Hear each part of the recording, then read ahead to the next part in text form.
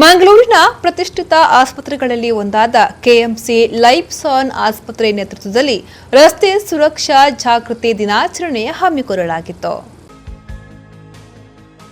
ಮಂಗಳೂರಿನ ಜ್ಯೋತಿಯ KMC hospital life's ಆನ್ನಿಂದ ಬಾವುಟಗುಡ್ಡೆಯ ಕಸ್ತೂರ್ಬಾ ಮೆಡಿಕಲ್ ಕಾಲೇಜಿನವರೆಗೆ ಕಾಲ್ನಡಿಗೆಯಲ್ಲಿ ರಸ್ತೆ ಜಾಗೃತಿಯ ಕುರಿತು ಮಾಹಿತಿ ಜಾಥಾ ನಡೆಯಿತು.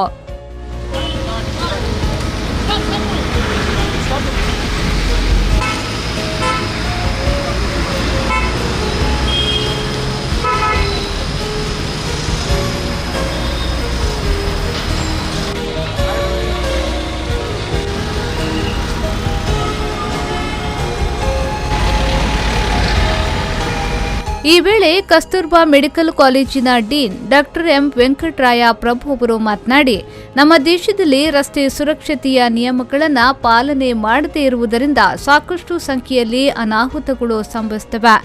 ಚಾಲಕರು ಇತ್ತೀಚೆಗೆ ರಸ್ತೆ ಸುರಕ್ಷತೆ ಜಾಗೃತಿಯ ಕುರಿತು ಗಂಭೀರವಾಗಿ ಪರಿಗಣಿಸದೇ ಇರುವುದರಿಂದ ರಸ್ತೆ ಅವಘಡಗಳು ಸಂಭವಿಸುತ್ತದೆ. ಇದರಿಂದಾಗಿ ರಸ್ತೆ ನಿಯಮಗಳನ್ನು ಪಾಲನೆ ಮಾಡಿ ಅವಘಡಗಳನ್ನು ತಪ್ಪಿಸುವ ಕುರಿತು ತಿಳಿ ಹೇಳುವುದೇ ನಮ್ಮ ಈ ಕಾರ್ಯಕ್ರಮದ ಉದ್ದೇಶ ಎಂದರು. Road Safety Week has been organized to highlight the most important preventable cause of death in India, that is mortality and morbidity due to road traffic accidents, wherein all the stakeholders I feel are guilty. That is starting from faulty devising of roads and things like that, right up to the most important thing, that is people not taking the road safety as drivers with seriousness, and pedestrians also not taking care of themselves but expecting others to take care of them. All these things complicate the matter and cause this.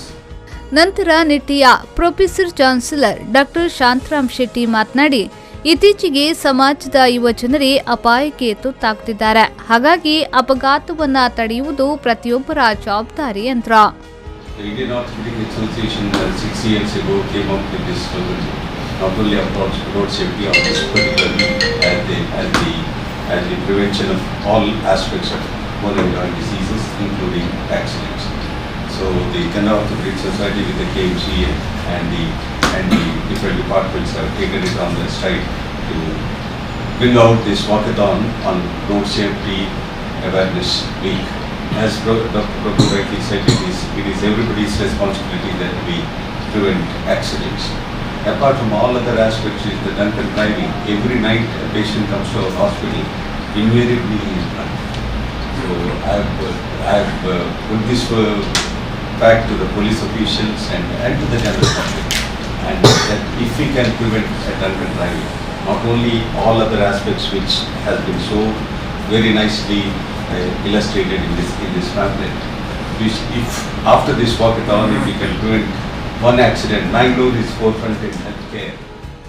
ಈ ಸಂದರ್ಭ medical superintendent doctor Anand Venugopal ಅವರು ಜಾಥಾದಲ್ಲಿ ಪಾಲ್ಗೊಂಡ ಸದಸ್ಯರಿಗೆ ಶುಭ ಹಾರೈಸಿದ್ರು.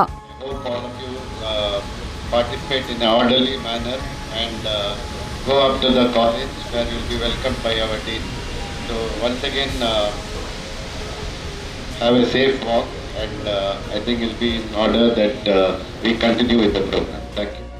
ಇದೇ ವೇಳೆ ರಸ್ತೆ ಜಾಗೃತಿ ಹಾಗೂ ಸುರಕ್ಷತೆಯ ಕುರಿತು ಸಂದೇಶ ಫಲಕಗಳನ್ನು ಜಾಥಾದುದ್ದಕ್ಕೂ ಭಾಗವಹಿಸಿದ ಸದಸ್ಯರಿಂದ ಪ್ರದರ್ಶಿಸಲಾಯಿತು.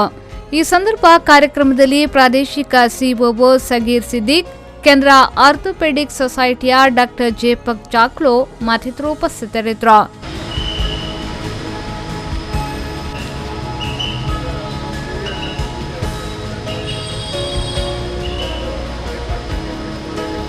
ಶರತ್ ಸಾಲಿಯನ್, ವಿ4 ನ್ಯೂಸ್ 24/7 ಮಂಗಳೂರು.